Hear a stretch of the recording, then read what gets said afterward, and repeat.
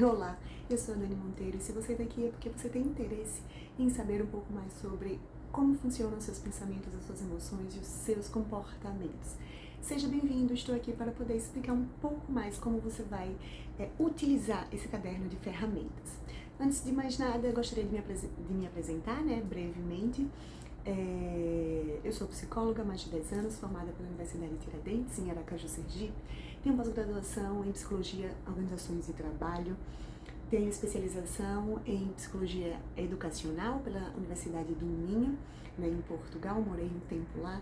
Já morei em Londres, já morei em Paris, em Portugal, em São Paulo também, enfim. Gosto muito de viajar. Eu e minha família, sou casada, tenho um filho e uma cachorrinha. E a gente adora viajar e já conhecemos aí uma boa parte de culturas diferentes, o que ampliou a nossa visão de mundo. E atualmente eu atuo na clínica e na psicologia escolar. Eu sou psicóloga também escolar. Então, brevemente, se você quiser mais informações, tem o meu site, o www.danibefranco.com. Lá também tem um pouquinho mais sobre mim e apresentando também o meu site. Chega de conversa e vamos lá. O que você vai encontrar nesse caderno de ferramentas? Vai encontrar um pouquinho sobre uma breve explicação do que é a terapia cognitivo-comportamental. A terapia cognitivo-comportamental acredita que os nossos pensamentos, as nossas emoções, os nossos comportamentos estão interligados. Que sim, o nosso pensamento pode influenciar nas nossas emoções e assim vai influenciar nos nossos comportamentos. E é fácil até perceber isso quando a gente pensa, quando a gente tá triste, quando a gente às vezes percebe triste, às vezes a gente não consegue identificar esse comportamento, esse pensamento, mas a gente se comporta de uma forma mais apática, mais melancólica, Quando a gente tá alegre e tá feliz, a gente se comporta também de acordo com essa emoção. A questão aí está em identificar esses pensamentos, São eles que originam essas emoções. Eu costumo dizer que os pensamentos, eles deixam rastros que são as emoções. E muitas vezes a gente não consegue identificar esses pensamentos se a gente não for treinado para isso. Mas a emoção é muito mais fácil de identificar. Ou também as reações fisiológicas, que para algumas pessoas são mais fáceis ainda, como suor nas mãos, tremedeira, aquele frio na espinha, aquele frio na barriga. Algumas pessoas também identificam isso facilmente. O contexto em que a gente está também influencia esses pensamentos, as emoções, enfim. Ele não determina, mas ele pode se influenciar. Então você vai ter uma breve explicação sobre isso e na primeira atividade a gente vai fazer um levantamento de como andam essas áreas, as áreas do pensamento, do humor, comportamento, as reações fisiológicas e o meio. Você vai tentar descrever quais mudanças recentes ou problemas que você passou vivenciadas em cada uma dessas áreas, nos seus pensamentos, como é que você consegue identificar que mudanças, que situações você está passando ou passou que te geram alguma questão nesses campos da emoção, dos pensamentos, das reações fisiológicas. Quando é que você se sente triste? Quando é que você identifica essa emoção? Quando é que você fica com as mãos suadas, o coração palpitando? Quando é que você se comporta de uma forma que você faz, opa, o que aconteceu aqui? Então a gente vai começar identificando essas áreas. E aí eu trago uma série, se você tiver dificuldade em responder isso, eu trago depois uma série de perguntas para facilitar o seu entendimento, Então, por exemplo, em relação aos pensamentos, quais os pensamentos que interferem na realização das coisas que você gostaria de fazer ou acha que deveria fazer? Então você vai lá e anota. Tem uma série de perguntas para cada uma dessas sessões para poder facilitar, te orientar e facilitar na identificação dessas situações. No segundo exercício, a gente vai começar a identificar, a monitorar, a escrever, quais as situações, qual a situação que aconteceu, qual foi o pensamento que ela veio, que ela gerou, qual o pensamento que ela gerou, qual foi a emoção que ela despertou, qual a intensidade dessa emoção, de 0 a 10, 0 sendo muito leve, 10 sendo muito, muito intensa. Qual reação fisiológica você sentiu? Sentiu alguma? Né? Se sim, quais reações fisiológicas? Embrulho na barriga, suor, e o que é que você fez? Né? Uma dica é, comportamento é sempre ação. O que é que você fez depois dessa situação? Então, se você começar a identificar isso sempre, você vai ter um relato, né? Uma série de situações, né, com a forma como você pensa, o que você sente de acordo com esse pensamento, como você se comporta e quais as reações fisiológicas. Então, aí você já começa a mapear os seus pensamentos, as suas emoções, os seus comportamentos e as suas reações fisiológicas também. No terceiro, entre os exercícios, eu sempre coloco alguma parte, uma paginazinha para poder explicar, né, o exercício antes e o porquê que eu estou fazendo isso. Para que você possa ter também um pouco de conhecimento. A terapia cognitivo-comportamental preza muito pela psicoeducação e é por isso que eu estou fazendo esse caderno de ferramentas, para que você possa entender mesmo como é o funcionamento, né? Qual a relação que tem do pensamento, da emoção, do comportamento, o ambiente, reações fisiológicas, qual a relação disso tudo? Então é importante você conhecer, né? Porque muitas vezes tem pessoas com ansiedade, né, uma ansiedade muito elevada, que tem sintomas parecidos com de algumas doenças. Então, não à toa que existe o ataque de pânico, né, que muitas pessoas têm um ataque de pânico porque acham que vão morrer, que vão ter uma sensação, vão ter um ataque do coração, e na verdade aquilo é ansiedade, né? Então, quando a pessoa começa a conhecer, se apropriar, né, do conhecimento, ela começa o seu processo de melhora. No terceiro exercício, você vai começar a ter o seu registro das emoções diárias. Vai ter uma lista de emoções para poder facilitar para você identificar essa emoção. Você vai colocar, vai datar, é importante. E no final do dia você faz, qual foi a emoção que predominou no seu dia? Você se sentiu assim, por quê? Qual o motivo? Né? O que é que você pode aprender com esse dia? Então, no final do dia, faz um levantamento das emoções, quais emoções predominaram durante o seu dia, por que você se sentiu assim, descreve as situações e o que você pode aprender com elas. Então, faz um resumo do dia. Depois a gente faz uma paradinha para poder identificar tudo, faz um levantamento desses 3 primeiros exercícios. E aí depois a gente vai testar alguns pensamentos, né? Vamos pegar o exercício 2 e vamos no exercício 4 testar algum pensamento negativo lá que você identificou no exercício 2. E vamos começar a ver quais são as evidências de que esse pensamento é verdade. Porque uma coisa muito importante para você saber, os pensamentos não são fatos. Preste atenção, pensamento não é fato, não é porque você pensou que vai acontecer, não é porque você pensou que é verdade. Então, é preciso questionar esses pensamentos, é preciso colocá-los na parede, sabe? E dizer, peraí, deixa eu ver quais as evidências de que isso é verdade, né? Quais são as evidências de que isso não é verdade, né? E, gente, nunca subestime as anotações, nunca subestime anotar. A gente sempre acha que vai guardar tudo na cabeça, mas quando a gente registra isso, a gente faz esse processo 2 vezes, uma pensando, a outra escrevendo, às vezes 3, depois lendo, né? Então fica muito mais fácil até depois de você olhar, né? E ver como é que foi a sua evolução, né? Ou então até depois de checar, quando foi mesmo? Como foi que eu me senti naquela situação? Porque agora eu acho que eu me senti diferente, em uma situação parecida. Então é bom ter esses registros, né? Para poder medir, para poder comparar. Então, no quarto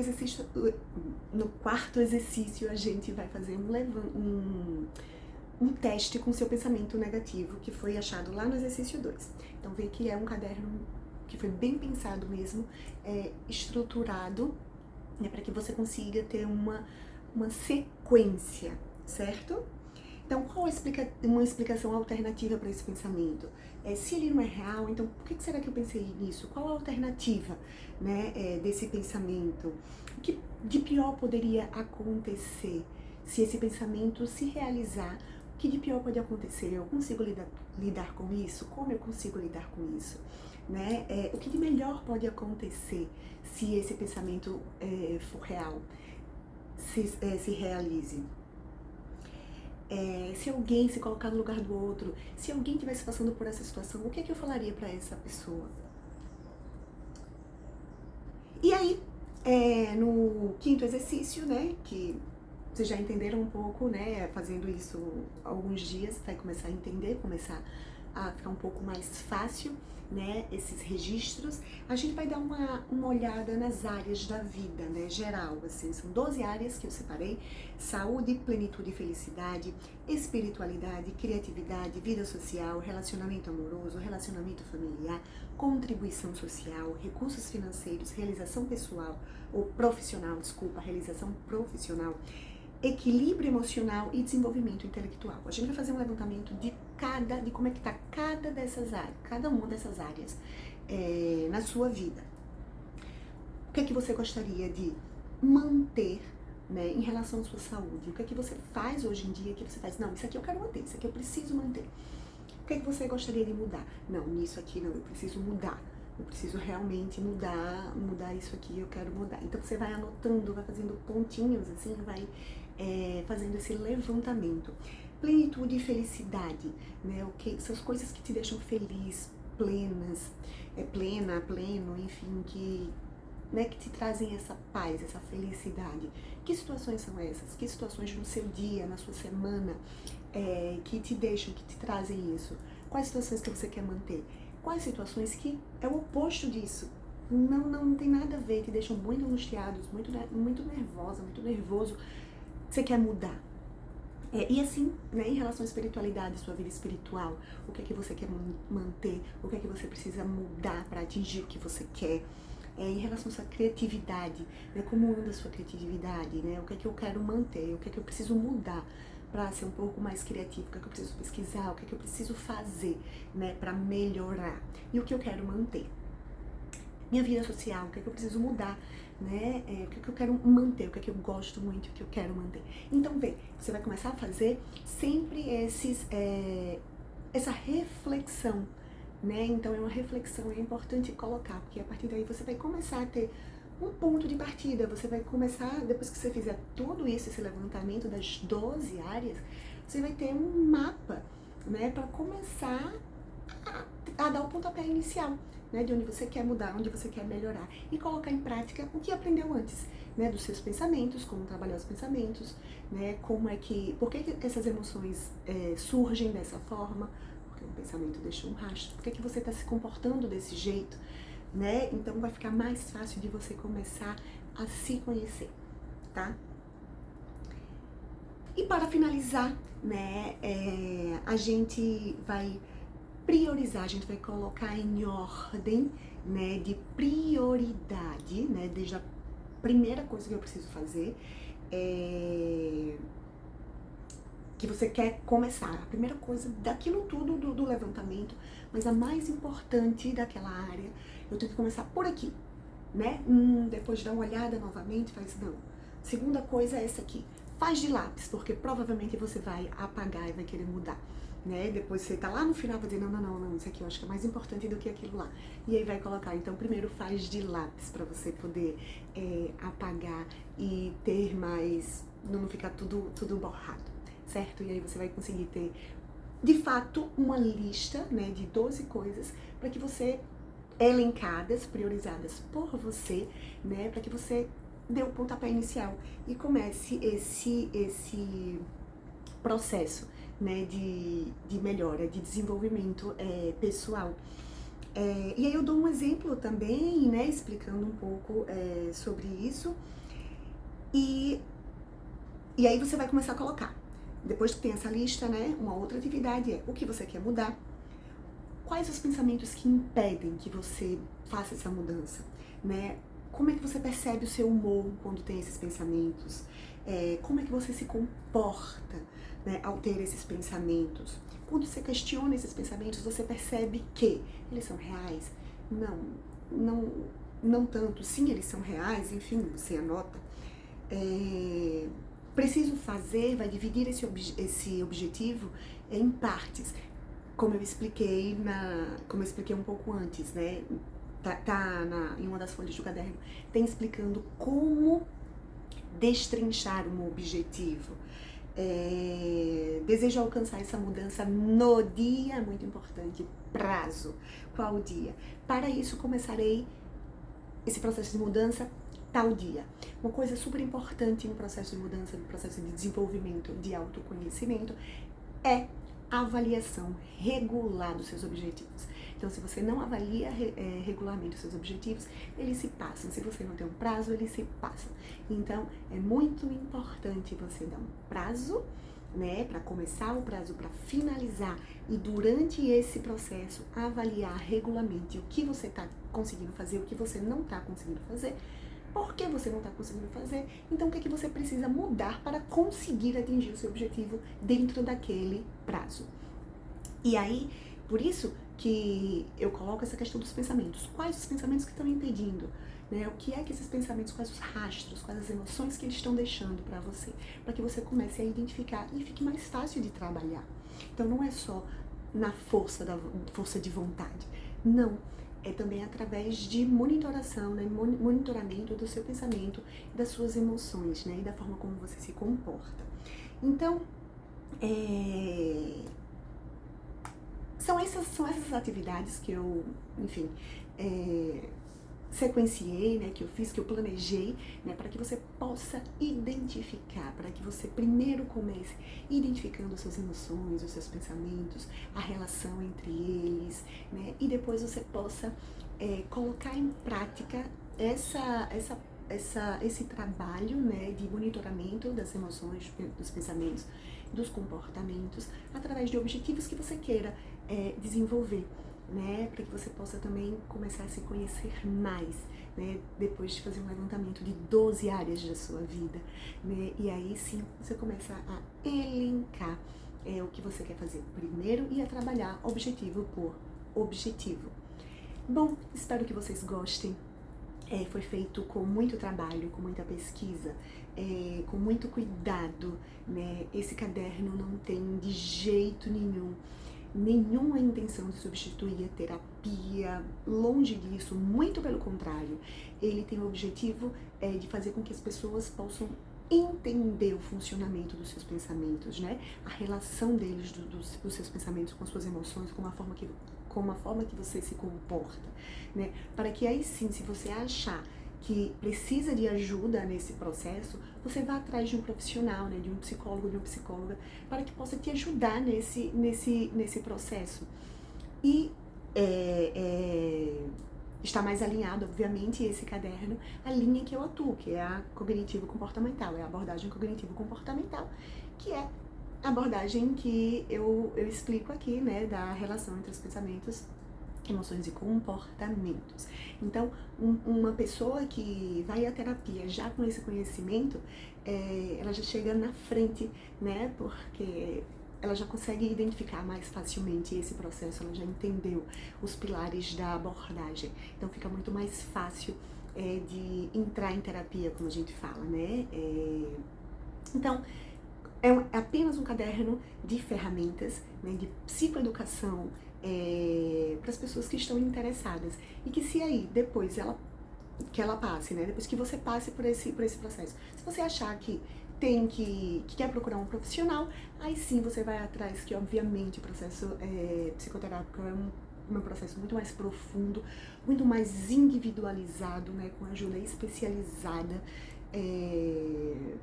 individual, né? Então, o objetivo aqui não é individual, né? Não é algo focado, é algo que serve para todas as pessoas. Então, se você quer uma ajuda individualizada, procure um profissional capacitado para poder te ajudar, um psicólogo, certo?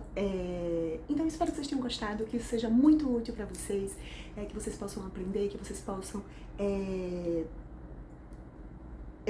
proliferar, né? Que vocês possam colocar isso para esse caderno para girar, para que as pessoas cada vez mais possam conhecer esse tipo de ferramenta, né? Porque a psicologia está aqui para poder ajudar pessoas, né? Para poder fazer com que as pessoas se sintam melhor, para melhorar vidas, que nós psicólogos estamos aqui, né, trabalhando para melhorar vidas. E aí a gente precisa ensinar as pessoas também o que a gente faz e como a gente faz. A psicologia ainda tem um estigma muito negativo e eu tô aqui nessa luta para poder explicar para vocês que não é assim, que ela pode ser muito divertida, difícil muitas vezes, mas ela também pode ser divertida. E com certeza você sairá muito melhor de um processo psicoterápico. E depois de passar por um processo psicoterápico, você com certeza sairá uma pessoa melhor, né? Apesar das dificuldades que talvez enfrente no meio do caminho, como tudo, como na vida. Bom, enfim, encerro por aqui. Espero que vocês gostem, que seja útil. Tchau, tchau!